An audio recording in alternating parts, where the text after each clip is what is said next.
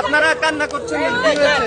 মানে আমরা ফ্যামিলি কাটলে ব্যস্ত, কিন্তু আমরা দেখা গেছে যে এই যে পরিবর্তন উন্নত নিয়ে আমরা কোনো ব্যস্ত নাই। তো বাংলাদেশে জন্মগ্রহণ করছে, এটা আমাদের কপালের দুঃখ, এটা থাকবে, এটা মনে হয় যাবে না চিটং থেকে।